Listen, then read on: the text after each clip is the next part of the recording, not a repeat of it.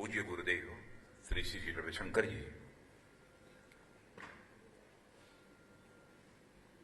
आदरणीय पंडित बिरजू महाराज जी, आदरणीय कृष्ण गोपाल जी और international goodwill society of India के चेयरमैन श्री योगेंद्र नारायण जी, श्री विजय जिंदल जी, श्री राम मेहरोत्रा जी, डॉक्टर आर के भटनागर जी, डॉक्टर राजकुमार अग्रवाल, डॉक्टर अमित जैन और श्री प्रवीश खन्ना,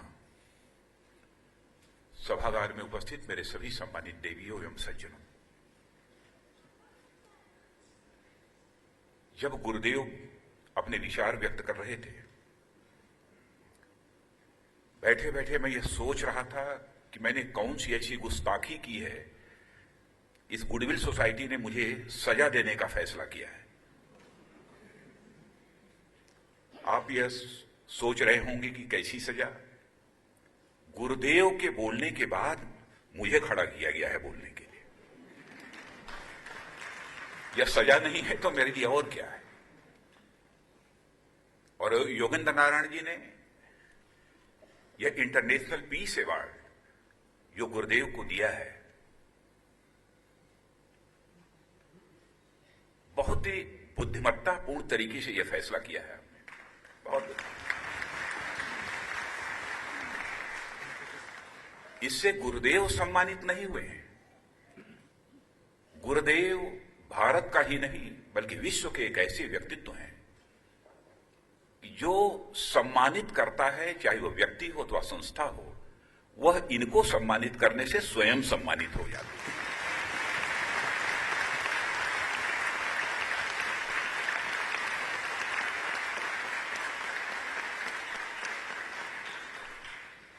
यही मैं सोच रहा था कि योगेंद्र नारायण जी ने बहुत चालाकी से इस काम को किया है।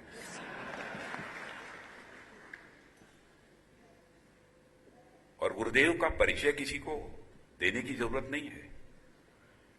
उनकी आर्ट ऑफ लिविंग, उनकी सुदर्शन क्रिया जग जाहिर है, सभी उससे अच्छी तरह परिचित हैं। और मैं यह मानता हूं कि इस समय भारत के आध्यात्मिक ज्ञान और समृद्धशाली सांस्कृतिक विरासत का अग्रदूत यदि कोई है तो उस अग्रदूत का नाम है गुरुदेव श्री श्री रविशंकर।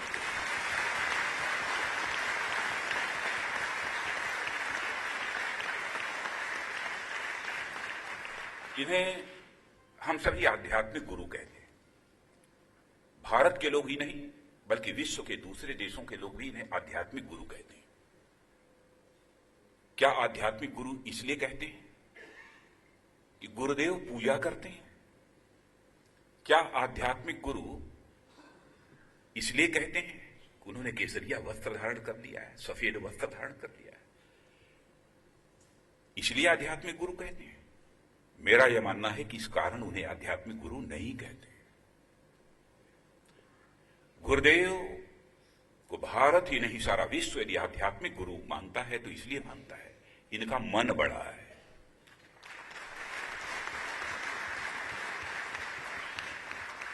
पूरी सृष्टि में, इन द होल यूनिवर्स, पूरी सृष्टि में मनुष्य को छोड़कर जितने प्राणी होते हैं हृदय प्रधान होते हैं, लेकिन मनुष्य एक ऐसा प्राणी है जो कि मन प्रधान होता है। मन में ही भावनाएं पैदा होती हैं। और मनुष्य के जीवन के संबंध में कहा गया है कि मनुष्य का जीवन यह मनोवृत्तियों का खेल है। पति पत्नी का रिश्ता भी भावनाओं का रिश्ता होता है। पति पत्नी का रिश्ता खून का रिश्ता नहीं होता है।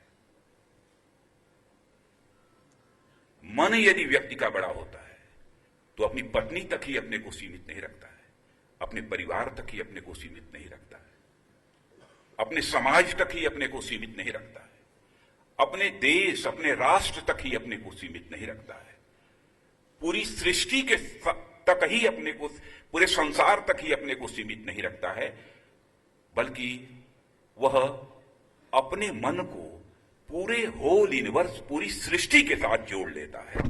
ऐसा ही व्यक्ति आध्यात्मिक।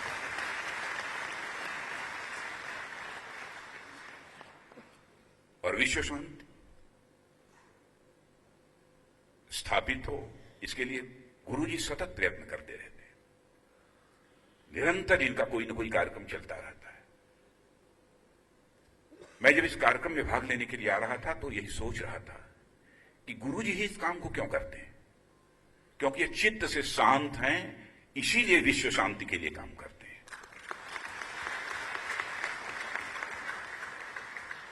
जिसका चित्त शांत नहीं होगा वह विश्व शांति के लिए काम नहीं कर सकता।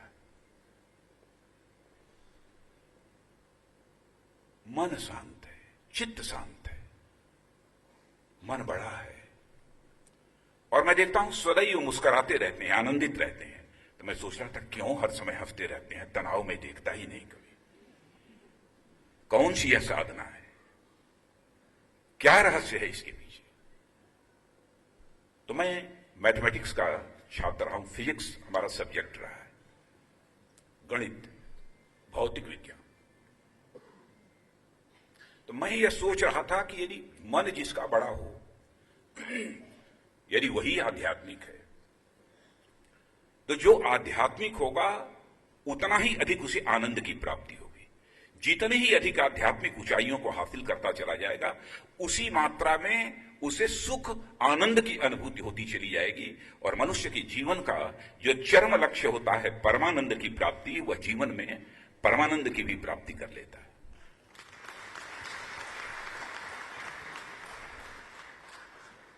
तो मैंने कहा कि यदि किसी मैथमेटिक्स के फार्मूले के रूप में यदि इसको रखना हो तो हम कैसे रखें? मान लीजिए थोड़ी देर के लिए कि आपका मन एक सर्किल है, एक वृत्त है, सर्किल है। आपका मन सर्किल है, सर्किल है तो उसका परिधि होगी, उसका सर्कमफेरेंस होगा। मैंने कहा कि जैसे जैसे आपका मन बड़ा होता चला जाएगा, उसी अनुपात में आपकी सुख की, आनंद की मात्रा बढ़ती चली जाएगी। जैसे जैसे मन छोटा होता चला जाएगा, सुख और आनंद की मात्रा घटती जाएगी, यानी आपको दुख की प्राप्ति बढ़ती चली जाएगी। तो मैंने कहा इसको मैथमेटिकल फार्मूले में कैसे रखा जाए? तो मैंने कहा ऐसे रख सकते हैं, circumference of man is directly proportional to the magnitude of sukh.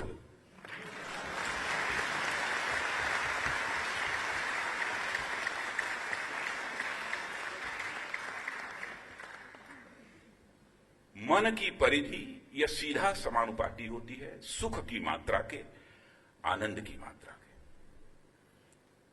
जीवन में सर्वाधिक सुख यदि चित्त शांत होने के कारण, मन बड़ा होने के कारण गुरुदेव को प्राप्त है, इसीलिए वह विश्व शांति के एक अग्रदूत के रूप में इस समय अपनी भूमिका का निर्वाह कर रहे हैं।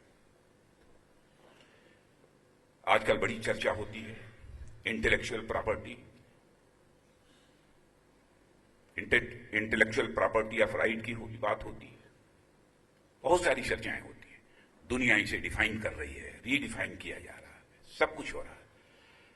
भारत की इंटेलेक्चुअल प्रॉपर्टी क्या है? भारत की इंटेलेक्चुअल प्रॉपर्टी हमारा आध्यात्मिक ज्ञान है और समृद्धशाली सांस्कृतिक विरासत।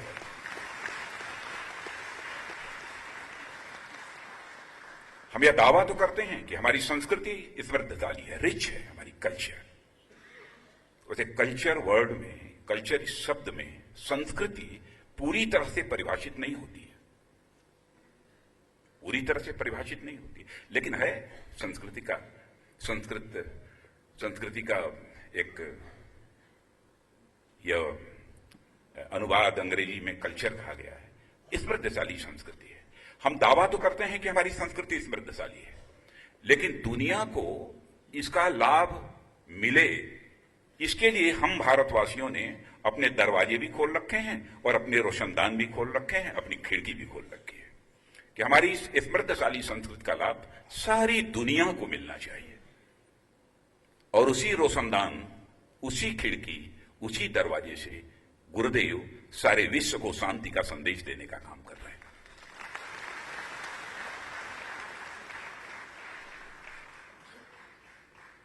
और भारत की संस्कृति, भारत का आध्यात्मिक ज्ञान यह सांप्रदायिक बंधनों से मुक्त है, जातिगत बंधनों से मुक्त है, किसी भी बंधन से मुक्त है।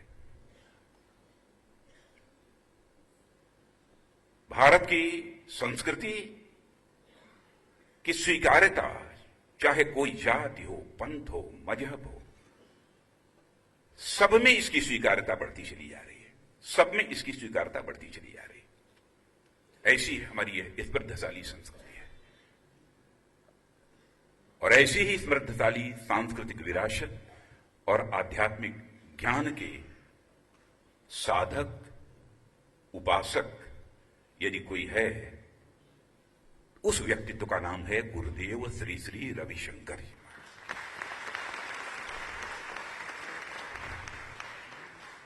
आप कल्पना करिए कि हमारे ऋषियों और मनीषियों का मन कितना बड़ा था। उन्होंने केवल भारत की सीमा में रहने वाले लोगों को ही अपने परिवार का सदस्य नहीं माना। उन्होंने कहा कि पूरे इस धरा पर, विश्व की धरा पर रहने वाले जितने लोग हैं वह सभी हमारे परिवार के सदस्य हैं। और वसुधैव कुटुंबकम का संदेश दुनिया की किसी धरती से सारे विश्व को गया है तो केवल और केवल भारत की धरती से गया है, दुनिया के किसी दूसरे देश की धरती से नहीं गया। Whole world is a family, सारा विश्व ही एक परिवार है। छोटे मन का व्यक्ति यह संदेश नहीं दे सकता है कि सारा विश्व ही एक परिवार है। बड़े मन का ही व्यक्ति यह संदेश दे सकता है कि पूरा विश्व एक परिवार है। इसी आदर्श को, वसुधैव कुटुंबकम का आदर्श अपने सामने रखकर आप जैसे लोग विश्व शांति स्थापित करने का सारे विश्व में प्रयास कर रहे हैं। और मैंने यह महसूस किया है कि गुरुदेव जी की जो मानवीय संवेदना है, जो इनकी संवेदनाएं हैं, तो पूरे विश्व की धरती बहुत सारी काल्पनिक रेखाओं से भिन्न भिन्न राष्ट्रों में बंधी हुई है। भारत, पाकिस्तान, बांग्लादेश और आगे चले जाए अमेरिका, चीन, बहुत सारे ऐसे देश हैं काल्पनिक रेखाओं में। लेकिन मैं कह सकता हूं कि हमारे गुरुवर की मानवीय संवेदनाएं इन काल्पनिक रेखाओं में सीमित नहीं है। वह यदि भारत में यदि कोई संकट पैदा होता है तब भी सहायता और मदद के लिए नंगे पांव दौड़ पड़ते हैं। और अमेरिका में भी यदि कैटरीना जैसा प्रलयंकारी तूफान आता है तो अमेरिका में भी मदद करने के लिए नंगे पांव दौड़ पड़ते हैं। तो आपकी संवेदनाएं वह इस भूभाग को बांटने वाली काल्पनिक रेखाओं तक ही सीमित नहीं है।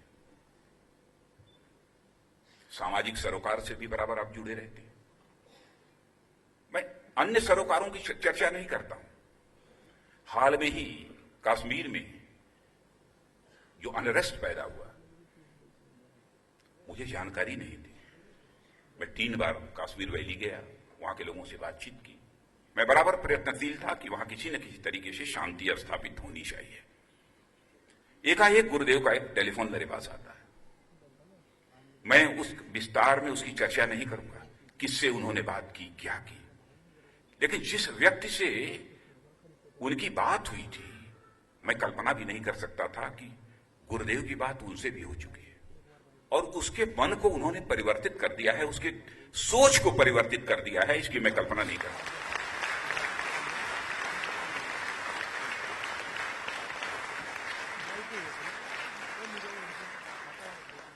और यह भी बतलाया कि 23 को फिर से कश्मीर जा रहे हैं, वहां के लोगों के साथ बैठकर बातचीत करेंगे। जिस व्यक्ति की संवेदनाएं यदि कहीं पर बंधी होंगी, सीमित होंगी, वो व्यक्ति ऐसा काम नहीं कर सकता। ऐसे ही व्यक्ति, इतना ही नहीं, वहां जो कुछ स्कूल जलाए गए, यानी आहत हुए हमारे गुरुदेव, आहत हुए बच्चों का क्या होगा, कैसे बच्चों की चिंता की जाए। इन्होंने फैसला किया कि अपने फाउंडेशन के माध्यम से जो स्कूल जले हैं उन स्कूलों का पुनर्निर्माण कराया जाए।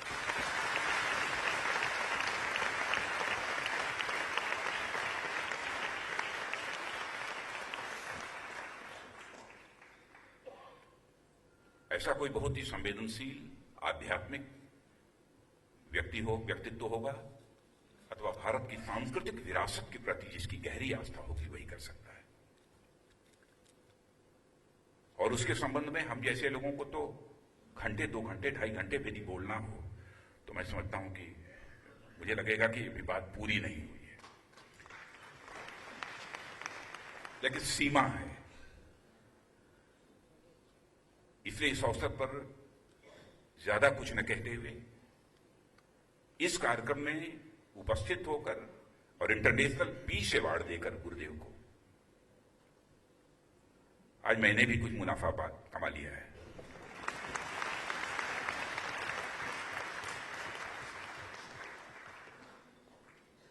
और मैं लाभान्वित हुआ हूं। यह सौभाग्य मुझे प्राप्त हुआ है और यह सौभाग्य जो मुझे प्राप्त हुआ है इसके लिए international goodwill society of India के चेयरमैन श्री योगेंद्र नारायण जी को मैं इसके लिए धन्यवाद देना चाहता हूं, उनको आभार व्यक्त करना चाहता हूं। उन्होंने इस कार्यक्रम में मुझे आमंत्रित किया। इन्हीं शब्दों के साथ पूज्य गुरुदेव के प्रति पुनः अंतःमन से क्या कहूं, आदर कहूं कि क्या कहूं, अंतःमन से आदर की अभिव्यक्ति करते हुए अपना निवेदन समाप्त करता हूं।